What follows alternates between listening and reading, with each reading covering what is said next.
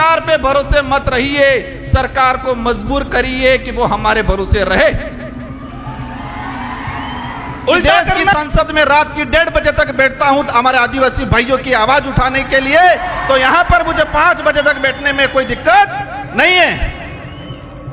हर कानून आता है, जिस बजट सत्र में आता है उसी बजट सत्र में पास हो जाता है, लेकिन आदिवासियों के कानून 20-20 साल हो गए, 25-25 साल हो गए संसद में आने के बावजूद भी रुके हुए। देखिए देश के अंदर छोटी सी कुछ घटना हो जाती है, हाहाकार मच जाता है, मीडिया हो, सरकार हो, न्यायालय हो, कोर्ट हो, संज्ञान ले लेती है। लेकिन आज भारत देश के अंदर पिछले 1.5 साल में 300 से 400 आदिवासी नक्सलाइट के नाम से मारे गए, इस पे किसी ने संज्ञान क्यों नहीं लिया? हम कह रहे हैं एक तीर एक कमान, तो क्या छत्तीसगढ़, झारखंड, उड़ीसा वाले आदिवासी एक तीर एक कमान के अंदर नहीं आते हैं? सभी को जय जोहार। थकान तो नहीं हुई है? पक्का कोई नहीं थका है? बीच में से आवाज आ रही थी कि राजकुमार जी तुम संघर्ष करो, हम तुम्हारे साथ हैं। मैं मेरी बात शुरू करूं, मैं जिस दिन से पैदा हुआ हूं और समझदार हुआ हूं, उस दिन से खुद के लिए, परिवार के लिए और कॉलेज राजनीतिक में आने के बाद समाज के लिए संघर्ष करता आ रहा हूं। और जब तक ये सांसें रहेगी, ये संघर्ष जारी रहेगा। और आप जैसे साथियों का विश्वास, आप जैसे साथियों का जो हमारे प्रति आशा उम्मीद है, ये उम्मीदें और आशा विश्वास मुझे और मेरे जैसे साथियों को और ताकतवर बनाने का काम करती है। मैं इस कार्यक्रम को सफल बनाने के लिए कई दिनों से इस पांडाल को, इस जगह को व्यवस्थित बनाने वाले और इस पांडाल में बैठने की व्यवस्था करने वाले वॉलंटियर साथी, गाड़ियों की पार्किंग की व्यवस्था करने वाले वॉलंटियर साथी, इस आयोजन को दिल से, सच्ची नीति के साथ सफल बनाने वाले सभी साथियों को धन्यवाद देना चाहूंगा।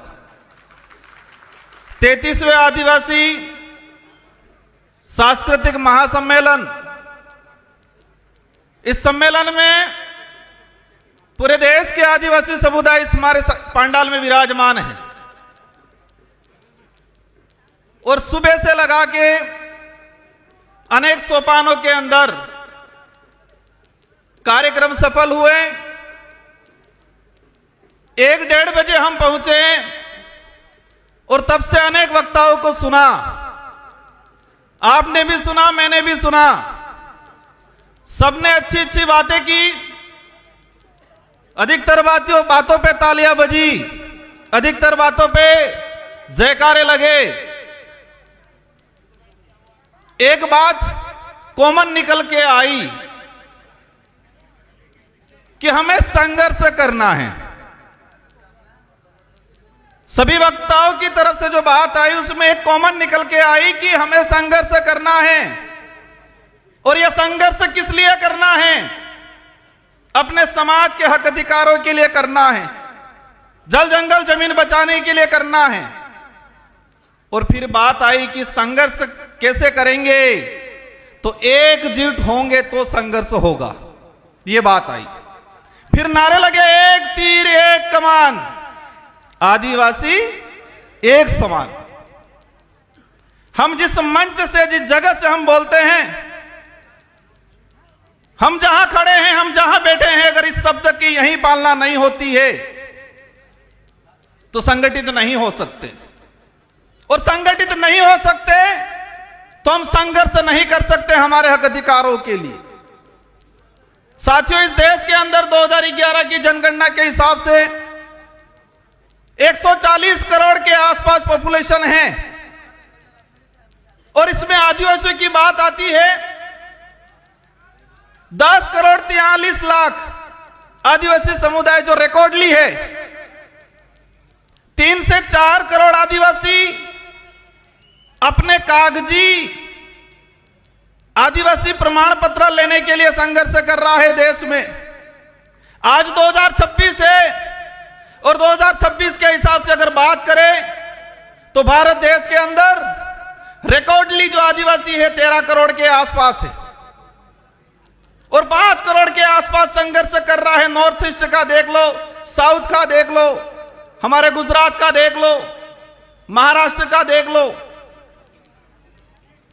और जो 13 करोड़ आदिवासी है इनमें से अधिकतर संघर्ष कर रहे हैं। मेरे राजनीतिक जीवन में मुझे 2 बार विधायक बनने का अवसर मिला मेरे विधानसभा क्षेत्र की जनता की ओर से, और आप जैसे साथियों की बदौलत मेरे संसदीय क्षेत्र बांसवाड़ा डूंगरपुर की जनता की वजह से मुझे सांसद बन के अवसर मिला। मैं बैठे बैठे विचार कर रहा था, कई साथी पूछ रहे थे राजकुमार जी आपका नंबर कब आ रहा है।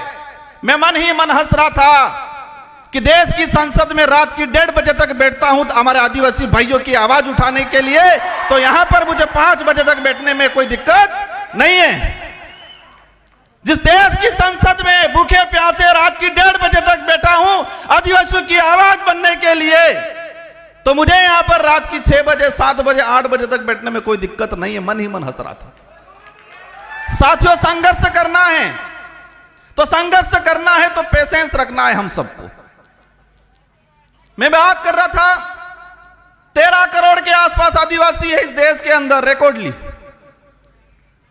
पूर्व में पैसा कानून को लेके, 5वीं अनुसूची को लेके, फॉरेस्ट राइट एक्टों को लेके बात हुई, तो 13 करोड़ में से अधिकतर आदिवासी समुदाय संघर्ष कर रहा है। कोई आरक्षण के लिए कर रहा है, कोई अपना घर बचाने के लिए कर रहा है, कोई अपनी पहचान को जिंदा रखने के लिए कर रहा है, कोई जल जंगल जमीन के लिए कर रहा है। फॉरेस्ट राइट एक्ट की पूर्व वक्ताओं ने बात की, भारत देश के अंदर 25 लाख वन अधिकार अधिनियम के दावे प्रक्रियाधीन पेंडिंग पड़े हुए हैं। 25 लाख। एक परिवार में 5 सदस्य भी अगर मान लेते हैं तो 1,25,30 लाख के आसपास जनसंख्या हुई।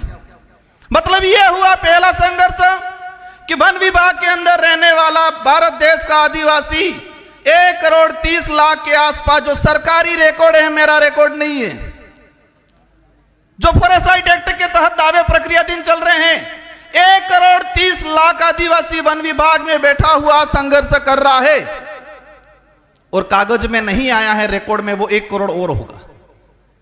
देश के अंदर वन विभाग के बाद चारागाह बिलाना जमीन की बात आती है, और चारागाह बिलाना जमीन की बात आती है। मैंने जो पार्लियामेंटली जो रिकॉर्ड निकाला है उससे मुझे जानकारी मिली है कि 2.5 से 3 करोड़ आदिवासी चारागाह बिलाना जमीन पे बैठा हुआ है और आज संघर्ष कर रहा है कागजी अधिकार लेने के लिए। साथियों, एक बात की समझना पड़ेगा, हम अधिकार की बात कर रहे हैं। इस जमीन पे हमारा पुरखाई अधिकार है, हम कहते हैं इस देश के मूल मालिक हैं, लेकिन कागजी अधिकार के लिए संघर्ष कर रहे हैं। कौन सा अधिकार चाहिए? कागजी अधिकार। उस जमीन पे आजादी से पहले हमारे बाप दादा बैठे हैं, उन्होंने कुआं खोदा है, मकान बनाया है, लेकिन उसके पास कागज नहीं है। अब यह समझने पड़ेगा कागज कब जाएगा उस परिवार में, उस समाज में। जब एजुकेशन जाएगा, उस स्कूल जाएगी, पढ़ा लिखा होगा तो कागज जाएगा। जिस समाज में एजुकेशन ही नहीं गया, आज पहली पीढ़ी एजुकेशन प्राप्त कर रही है और उनसे कहा जाता है कि अधिकार हो तो कागज दो। ये कागजी अधिकार। हम प्रयास करेंगे, देश के अंदर अनेक शोध संस्थाएं हैं, इसरो है, बड़े बड़े सैटेलाइट लगे हुए हैं, तो उन सैटेलाइटों से पता क्यों नहीं लग रहा है कि आदिवासी कब से बैठा हुआ है उस धरती पे, उससे कागज क्यों मांगा जा रहा है? यह आदिवासियों को गुमराह करने का तरीका है, बिजी रखने का तरीका है। सैटेलाइटों से छोटी छोटी चीजें कवर हो रही है और उस पे भी मैंने जाने का काम किया, लेकिन ये सैटेलाइट और ये सरकार, हमारे पूर्व जनजाति आयोग के अध्यक्ष जी ने कहा कि 2005 से पहला बैठा हुआ हर आदिवासी को पट्टा मिलना चाहिए, लेकिन सरकार क्या कह रही है? सैटेलाइट से देखेंगे, जिसका मकान है उसको देंगे। और हमारा मकान क्या छत वाला रहता है कि झोपड़ी वाला रहता है? ये सैटेलाइट, ये सरकारें झोपड़ी वाला जो मकान है, हमारा केलूपोस मकान है, जो हमारा कुआं है, उसको मकान नहीं मान रही है। जो चार दीवारी बनी हुई है, जिसकी छत लगी हुई है, उसी को वो मकान मान रहे हैं। अगर इस स्थिति में हमारे अध्यक्ष जी अगर कह के जाते हैं, क्या हमें मिलेगा पट्टा? आज देश के अंदर जो स्थिति, इसके अलावा क्या बटे? इनसे ज्यादा तो लड़ रहे धर्मों में, पार्टियों में। कोई हिंदू बन गया, कोई ईसाई बन गया, कोई बौद्ध बन गया, कोई जैन बन गया, कोई मुस्लिम बन गया। पूर्व वक्ता ने कहा था कि आपस में ही लड़ रहे हैं, और मेरा जहां तक आकलन है, अगर हम नहीं समझे तो यह लड़ाई और तेज होने वाली है। जिस तरह मणिपुर में हुआ, इसी तरह छत्तीसगढ़ में हो रहा है। आज एक चीज हमने देखी, देश के अंदर छोटी सी कुछ घटना हो जाती है, हाहाकार मच जाता है, मीडिया हो, सरकार हो, न्यायालय हो, कोर्ट हो, संज्ञान ले लेती है। लेकिन आज भारत देश के अंदर पिछले 1.5 साल में 300 से 400 आदिवासी नक्सलाइट के नाम से मारे गए। इस पे किसी ने संज्ञान क्यों नहीं लिया? इस पे यहां पर भी बात नहीं हो रही है। हम कह रहे हैं एक तीर एक कमान, तो क्या छत्तीसगढ़, झारखंड, उड़ीसा वाले आदिवासी एक तीर एक कमान के अंदर नहीं आते हैं? सलमा जुडो चला 2005 से 2008 तक छत्तीसगढ़, झारखंड के अंदर। मैंने पार्लियामेंट में क्वेश्चन लगाया, सरकार को पूछा कि सलमा जुडो चला अभियान, कितने आदिवासी मरे? सरकार कह रही है हमारे पास कोई फेक आंकड़ा नहीं है। इंसान मरा है, भारत देश का नागरिक मरा है, और सरकार कह रही है कि हमारे पास पूर्ण कोई आंकड़ा नहीं है। हजारों बहन बेटियों के साथ बलात्कार हुए थे सलमा जुडो में। उस समय भी अभियान यही चला था, नक्सली उन्मूलन। आज भी अभियान चलाया जा रहा है, नक्सली उन्मूलन। अगर नक्सली उन्मूलन होना था 2005 से 8 तक सलमा जुडो चलाया, तब क्यों नहीं हुआ? आज अभी चला रहा। मैंने देश के गृह मंत्री जी से भी यह सवाल लगाया, पूछा है कि जिस आदिवासी 14 साल की बच्ची को हाथ में हथियार मिला है, क्या वो पैदा होने से पहले ही हथियार लेके आई थी? क्या बात? 14 साल, 15 साल की बच्ची, वो चाइना के हथियार हैं। आप सभी न्यूज चैनल में देख रहे होंगे, जो हथियार आदिवासियों से बराबर हो रहा है, क्या वो आदिवासी चाइना जाके हथियार लेने गया?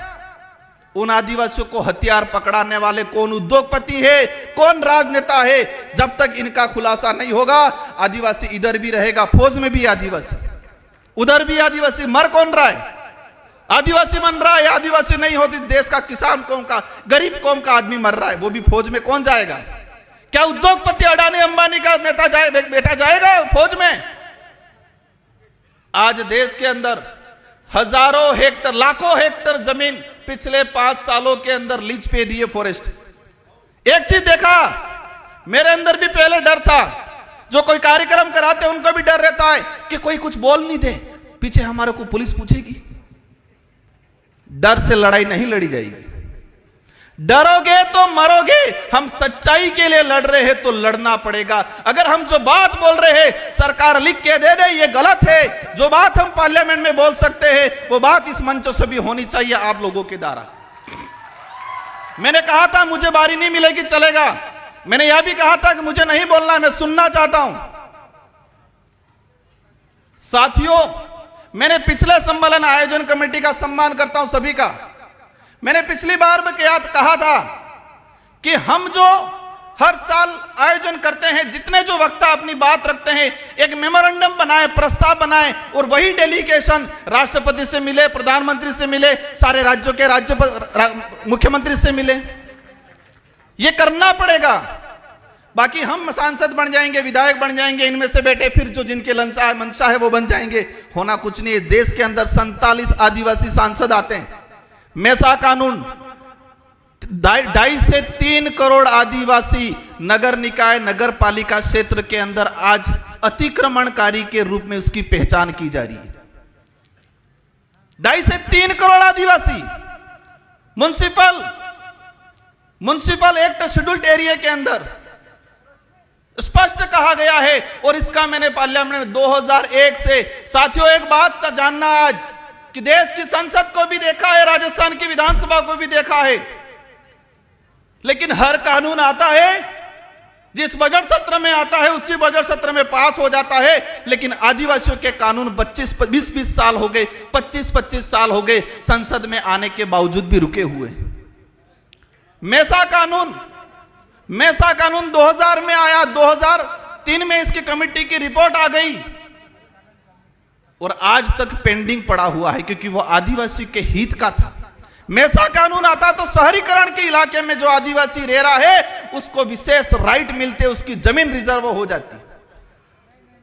मैं समझता हूं समय काफी हो गया है। इस कार्यक्रम में हजारों किलोमीटर से दूर से आए लोग, कोई 300-400 किलोमीटर से दूर से आए, कोई अमीर परिवार वाला नहीं आए इस पंडाल में, सभी गरीब परिवार से आए हुए लोग हैं।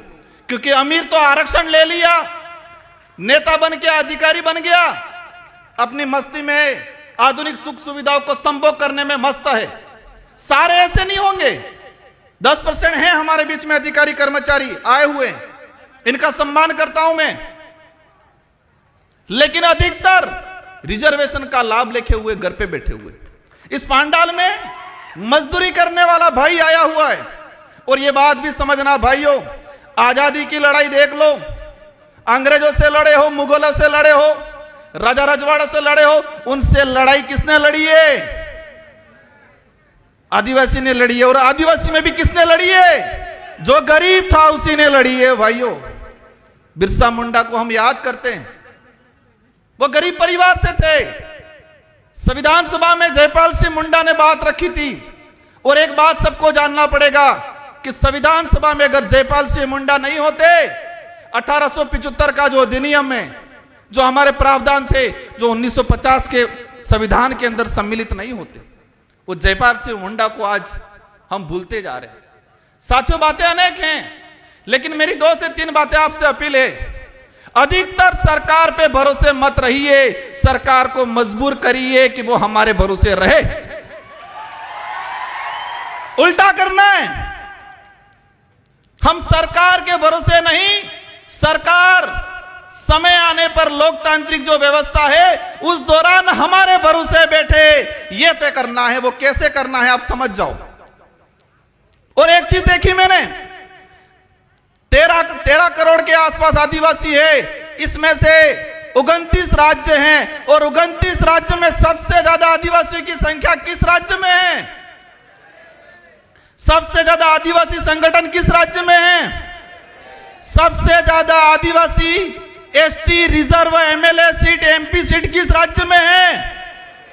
सबसे ज्यादा अत्याचार, भेदभाव, एट्रोसिटी, जल जंगल जमीन से उजाड़ा किस राज्य में हो रहा है? मैंने कुछ नहीं बोला है, आधों ने बोला है, आधे चुप है, कंफ्यूज है। वो आप सवाल ढूंढते रहना। और सबसे ज्यादा आदिवासी संगठन किस राज्य में बने हुए हैं? इस देश में एक ट्रेड चल रहा है अभी, उस ट्रेड को भी समझना है। ट्रेड ये चल रहा है कि कोई सामाजिक घटना होती है, सामाजिक आंदोलन होता है, और वहां थोड़ा पढ़ा लिखा आदमी जाके तेज तर्रार भाषण दे देता है। अब भाषण दे देता है तो सबकी निगाहें उस व्यक्ति की तरफ होती है, तो वो लीडर बनता है। और जो लीडर बनता है तो मनुवादी सोच के बनी हुई पार्टियां उसका शिकार करती है। क्या करती है? शिकार करती है। पहले भावतोल करती है, और भावतोल में नहीं जमता है तो वो शिकार करती है। ये हो रहा है। मैं किस राज्य में, किस देश में, किस समाज में हो रहा नहीं, लेकिन यही ट्रेड चल रहा है कि कहीं सामाजिक एक्टिविटीज हुआ, कहीं एट्रोसिटी हुआ, कहीं जल जंगल जमीन की बात हुई, 50-100-500 लोग इकट्ठे हुए, 1-2 नेता जाएंगे, वह भाषण देंगे जोरदार, उनकी वैल्यू बढ़ेगी, और राष्ट्रीय पार्टियां बनी बनाई लीडर को खरीदने का काम करती है। अगर वो नहीं खरीदा जाएगा तो वो जेल की सलाखों के पीछे होगा। अब आपको तय करना है, ये बड़ी विडंबना है। कहोगे राजकुमार रोज तो कह रहा है ऐसा करना भी है, और फिर कह रहे कि ऐसा नहीं भी करना है। ये कंफ्यूजन है, ये बड़ी विडंबना है कि हमें सही व्यक्ति को, सही विचारधारा को कैसे चॉइस करना, ये आप पे छोड़ के जाना चाह रहा हूं। हमें विवेकशील बनना है, सोचने समझने की शक्ति डेवलप करनी है। यह बात जरूर है कि आदिवासी समुदाय बोला है, लेकिन इस समुदाय को कुछ लोग इस बोलेपन का फायदा उठाते हैं। और अंतिम में एक बात कहना चाहूंगा कि मेरे लिए तब सुनोगे आप, मेरा साथ तब दोगे, मैं सही नीति पे चलूंगा, सही बात के लिए लड़ूंगा, मेरी कथनी और करनी में अंतर आएगा, उस दिन राजकुमार रोध की भी नहीं सुनी जाएगी। देश के अनेक संगठन हैं, आदिवासी एकता परिषद पे पूरे देश के आदिवासियों की निगाहें हैं। इस पंडाल में लाखों लोग हैं, लेकिन करोड़ों लोग यूट्यूब के माध्यम से घर बैठे हुए आदिवासी एकता परिषद के कार्यक्रम को आज देख रहे हैं। वो हमारा अध्ययन कर रहे हैं। मेरा अनुरोध है, इस छवि को बरकरार रखना, यह कारवा बढ़ना चाहिए। हमें स्वच्छ सही नीति से इस संगठन को चलाना है। मैं एक आदिवासी समुदाय का एक मामूली आदमी होने के नाते मेरा हमेशा सहयोग रहेगा। विचारधारा उद्देश्य कुछ हो सकते हैं अलग, लेकिन आदिवासी समुदाय के हक अधिकार, उनको एकजुट करने की बात आएगी, राजकुमार रोध खड़ा रहेगा। लेकिन मेरा हाथ जोड़ के अनुरोध है कि कथनी और करनी में अंतर मत आने देना, नीति सही रखना। अगर नीति में मेरी और कथनी करनी में, मेरा उदाहरण ले लेता हूं, फर्क आ गया, समाज आज कारवा है, लेकिन नीति और करनी और कथनी में अंतर आ गया, पीछे कोई नहीं मिलेगा कुछ समय बाद। इस बात को ध्यान रखना सभी। समाज को जरूरत है। समाज हर बार ठगा गया है, हर व्यक्ति से ठगा गया है, हर संगठन से ठगा गया है। हम प्रयास करते हैं, हम सबको मिलकर प्रयास करना है, क्योंकि एक बार कोई लीडर बनता है और वो कोई गड़बड़ कर देता है, समाज ठगा हुआ महसूस करता है। कोई संगठन बनता है, उस संगठन से आस लगती है, अगर वो संगठन कथनी और करनी में अंतर कर देगा तो समाज ठगा हुआ महसूस करेगा। भाइयों, आजादी के बाद से हजारों बार आदिवासी समाज ठगा हुआ है, व्यक्तियों के द्वारा, संगठनों के द्वारा। हम प्रयास करो, आप ज्यादा कुछ नहीं कर पाओगे, चलेगा, लेकिन कथनी और करनी में अंतर मत आने देना और सही नीति से, निष्पक्ष नीति से हमें आगे बढ़ना है। इन्हीं शब्दों के साथ आप सबको धन्यवाद, आभार। जय जोहार, जय भारत, जय भील प्रदेश, जय संविधान। एक तीर एक कमान, एक तीर एक कमान, इस नारे की भावना है, उसको जिंदा रखना। जय जोहार।